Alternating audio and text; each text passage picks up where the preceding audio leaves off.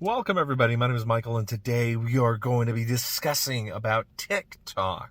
Obviously we all know that it's owned by China and they have a lot of our data, but the extent that they go into, how much data and the abuse of privacy really, that this one application, a silly little application that's beating out Instagram right now, you view videos for a couple of seconds and it's completely mind-numbing. However, billions of people are using it. And if you have crypto wallets on your phone or any crypto information or any banking information, there's nothing malicious being done right now. But what's to stop China or any other bad actor that will get access to this data that is being essentially harvested by TikTok? If they wanted to steal your crypto, essentially they could. Because when we really dug into the data, they're stealing a ton of data. And it's not necessarily stealing because, well, you're sort of giving up permission, but you don't really know what you're agreeing to. When you're using these applications, everybody knows in the back of the head that, Google, Facebook, all these social media platforms, they have a lot of data on you. They know everything about you because they're trying to maximize their profits. And the way they maximize their profits is they try and cater ads specifically to you. The more information they know about you, the better. But also in the future, if they wanted to, they can sell your data, which is extremely valuable. It's essentially the new oil to anybody, the highest bidder. And that might just be a different government, an enemy of yours, somebody who's able to steal your cryptocurrency without you even having any control over that, over a silly little application. Maybe this is just me being paranoid, but it's definitely a concern, especially if you have a lot of money. So let's talk about TikTok. Probably don't use it. So after today's FCC announcement, there was a lot of data that was revealed. Looks like they collect absolutely everything from search and browsing histories, keystroke patterns, biometric identifiers, including face prints, something that might be used in unrelated facial recognition technology, and voice prints, location data, draft messages, metadata, and data stored on the clipboard, including text, images, and videos. So if the last bit, that's the most important, amongst everything else, if you had crypto passwords or keys stored through there, well, there's a pretty good possibility that whoever would have access to TikTok's data would be able to get your seed phrase, and from there it's relatively easy, and a ton of other personal data. And once you have one piece of data, you're always able to get more.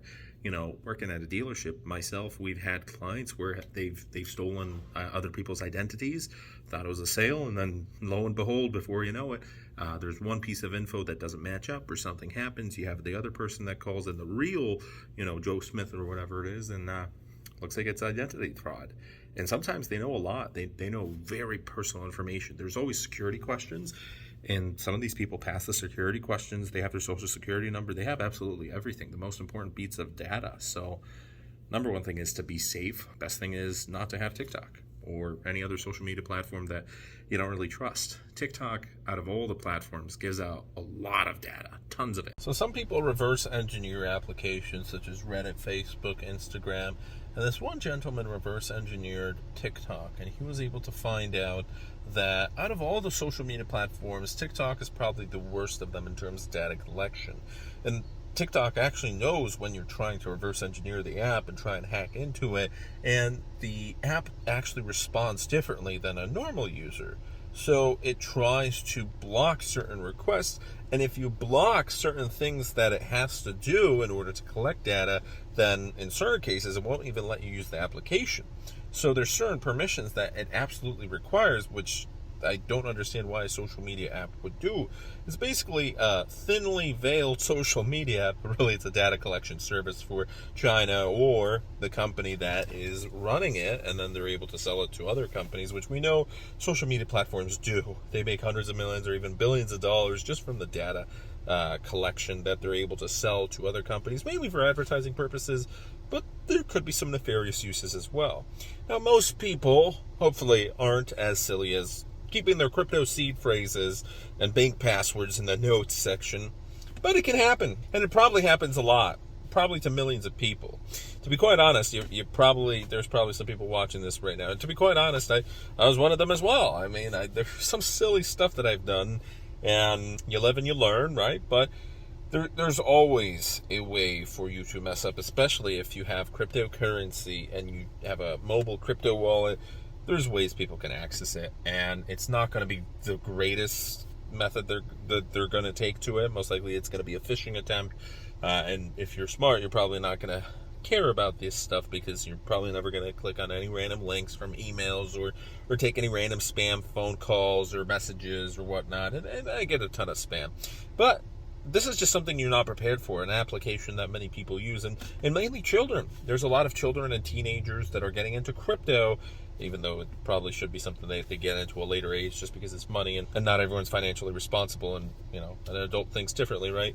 But a lot of teenagers and young adults are using this app, and there's some creepy aspects. There's some really sketchy stuff on TikTok, but for the most part, it seems like an innocent app, right? Especially to parents. But if there's some kids and teenagers and young adults that have potentially hundreds or thousands of dollars on a crypto mobile wallet, and in the future anything nefarious does happen, they could lose access to it. And even not necessarily from the company, but anyone who gains access to TikTok, which there have been TikTok leaks before. Just like with any other major website, there's always some leaks. There's always some hackers. And then they sell it on the dark net markets. And before you know it, your account is hacked, your funds are stolen, and they're not safe. So it's very interesting that TikTok reacts completely differently with its algorithms, and it constantly changes because it wants to get as much data as possible. And as we go into the future, there's probably going to be more and more of these apps coming out. It's just strange that also a lot of countries are banning TikTok. When you have politicians coming out, even in America, saying TikTok's not safe and this is something that kids should not install, that's kind of worrying that politicians, they're obviously doing it for the money and for the respect of their voters, but it's just insane that a social media application such as TikTok, which is supposed to be so innocent, and yet it's being banned for privacy reasons. So that's pretty much it. I'm sure most of us knew that. I don't have TikTok on my phone, but there's plenty of people who do. So be careful. Have a great rest of your day. Take care. Look at that. Look at that. Isn't that gorgeous? Thanks so much for watching, guys, today's video. Have a great rest of your day. Take care. Bye.